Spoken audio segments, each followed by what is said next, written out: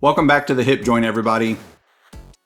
This week's video is episode 9, Hell is Other Robots. Now, if you're like me and watched 100% of Futurama on TV or Hulu, this is known as the season 1 finale. But according to the writers and the DVD box set, this is just episode 9. Regardless, this is by far one of my favorite episodes of the season, with the introduction of the Robot Devil and our first musical number, which there are many. So, let's get started, and be sure to stick around to the end of the video for a vote for the best moment of the episode. Welcome to the Hip Joint, where Futurama fans get in free. Futurama has already been condemned by the Space Pope, but if you'd like to receive the blessings of the Space Pope, then be sure to like and subscribe. And the cartoon that's playing during the opening is another Betty Boop cartoon from 1935 titled Betty Boop and Grampy. This is the second episode this season without a cold open, which kind of makes sense, because the episode begins with Bender, Fry, and Leela attending a Beastie Boys concert on their aptly named Intergalactic Tour. Ad Rock and Mike D voiced themselves in the episode, but MCA was unavailable at the time. Peace, we out! Fry is stoked about seeing the boys in concert. I've been waiting 1,000 years to see a Beastie Boys show. And to avoid paying outrageous concert beer prices, he receives one from Bender's personal tap. But in episode 5, Bender was a popcorn and butter dispenser, adding more mystery to all the different abilities Bender has. Then, this glorious unnamed man wheels out the boys' heads to start the concert, and since the Beastie Boys are now heads in jars, men dressed in black spandex can be seen moving them around, the camera jumping to a fisheye lens, which was often used in Beastie Boys music videos.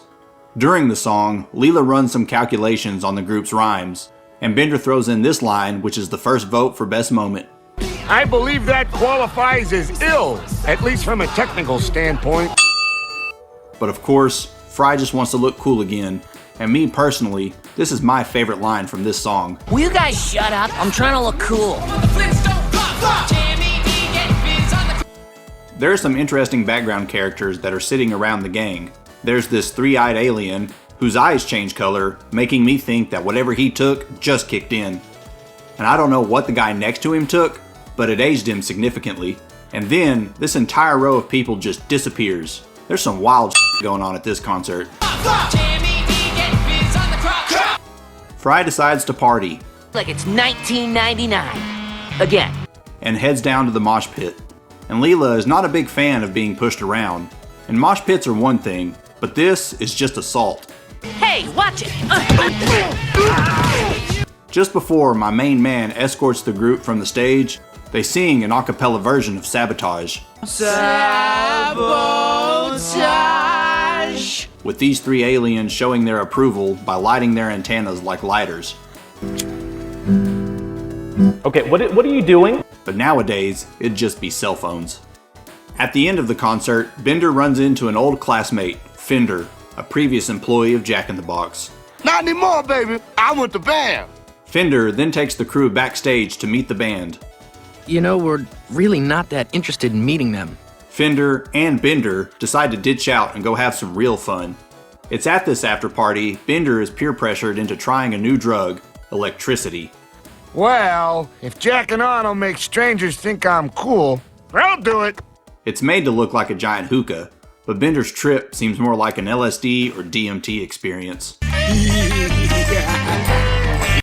Bender becomes addicted to electricity and quickly spirals out of control. Bender, what are we doing in this bad neighborhood? Shut up, Square. He even leaves Fry waiting outside a drug den for almost 3 hours. And of course, to use this new drug, Bender has to jack on to some electricity, a subtle self-pleasure joke. Bender, why are you spending so much time in the bathroom? Are you jacking on in there? No, don't come in. The professor is coming on strong with the Good news, everyone. 3 episodes in a row. Good news, good news, good news, everyone. This time, sending the crew to serve some subpoenas to the mob planet. It's on the way back from the mob planet that Fry is a little unsure if he received the kiss of death or was being hit on. Did he use his tongue? A little. Leela decides to try and steer around an electrical disturbance, but Bender the junkie is willing to risk it all for his next hit. going so far as to steer the ship right through the storm. Come on, universe, you big, mostly empty wuss! Give me all the juice you got! And why is Fry's hair the only one affected this way? Bender has to be jackhammered off the ship by Amy because his entire lower half was melted. This is a callback to episode 6, where some spare bending unit arms can be seen in the store. But here, an entire crate of legs and thighs is visible, with 2 slots empty of course. Bender receives an intervention, and it ends with the story about Fry's junkie friend, the second vote for best moment of the episode. Just like when my friend Richie swore he wasn't taking drugs, and then he sold me my mom's VCR. And then later I found out he was taking drugs. Bender has to come to terms with his addiction, so he goes out alone to do some soul searching. This brings him to the roof of the Temple of Robotology, which is similar to the Church of Scientology. Bender shamelessly jacks into the church's neon sign before officially hitting rock bottom. What am I doing? What have I become? And then he literally hits the bottom. Floor of the church, that is. Me? Headed by Reverend Lionel Preacherbot. Bender finds religion and is baptized into the Fellowship of Robotology, along with the church's insignia being welded to his chest plate. And why doesn't the electricity from this welder have the same effect as other forms of electricity? To celebrate his newfound belief, Bender takes everyone out to dinner at Elzar's restaurant, a frequently visited location. Bender shreds the wine list because he's also a paper shredder, and only drinks mineral oil, making me wonder why they bring him a plate of food. I'm hungrier than a green snake in a sugarcane field. Bender stops everyone from enjoying their meal to say a long-winded grace that lasts at least a couple of hours based on how much this candle is burned down. And for some reason, Bender ends his binary prayer with a 2. Does that mean we can eat now? Yes. But first, The crew have had enough of Bender's new religion and decide it's time to get the old Bender back. They decide to trick him into thinking they have a delivery to Atlantic City, the city of sleaze according to Leela. Man, the writers really don't like New Jersey. And if the plan was to fake a delivery to Atlantic City, shouldn't they have thought about what they were going to deliver and where? After the fake delivery, Fry and Leela go hard with trying to get Bender to revert to his old ways, tempting him with strip clubs, fortified wine, and Bender's ultimate weakness, thieving. Could you hold my purse for a minute? Go for it, Bender. You know you wanna. It didn't take much for Bender to fall back into his hedonism, ending his night of sin at the Trump Trapezoid, a play on the Trump Hotel in New Jersey.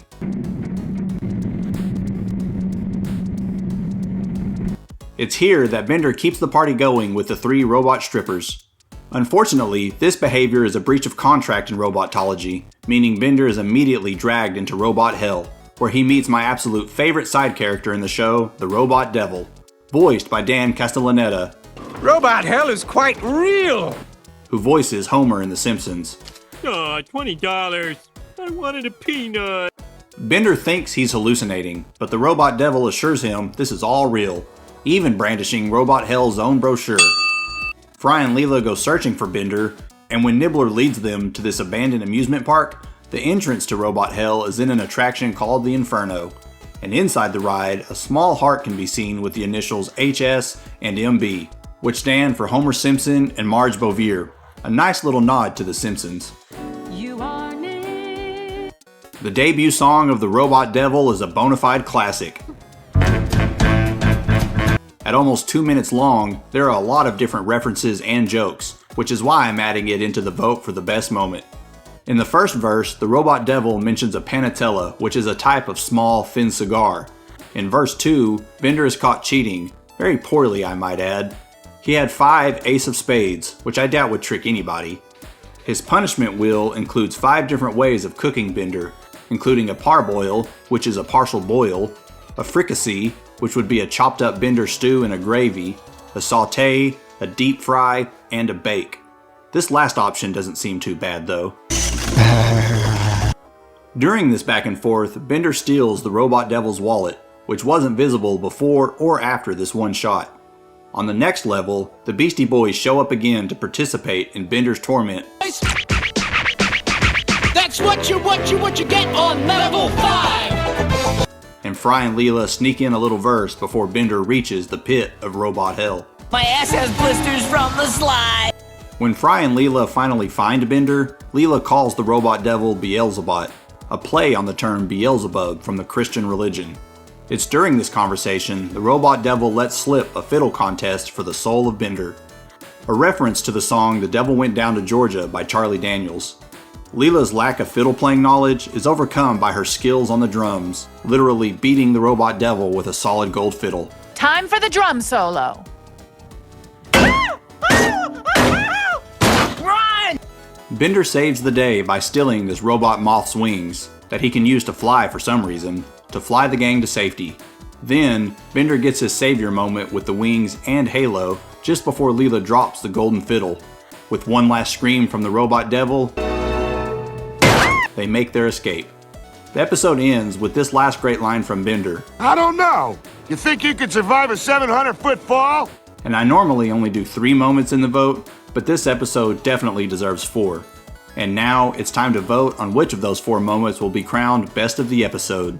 Is it Bender's recognition of the Beastie Boys' mad rhymes? Impressive.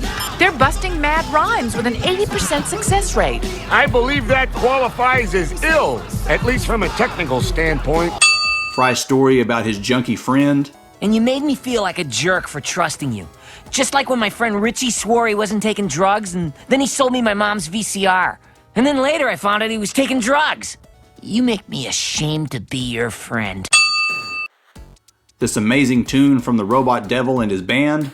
Gambling's wrong and so is cheating, so is forging phony IOUs. Just tell me why. Please read this 55-page warrant. There must be robots worse than I. We checked around, there really are. Hey, Bender gonna make some noise with your hard drive scratched by the Beastie Boys. That's what you get on level 5. Or this line from Bender to end the episode. Don't worry, guys. I'll never be too good or too evil again. I'll just be me. Do you think you could be just a little less evil than that? I don't know. You think you could survive a 700-foot fall? Vote now or comment your favorite moment down below. And be sure to tune in next week for Season 1, Episode 10, A Flight to Remember.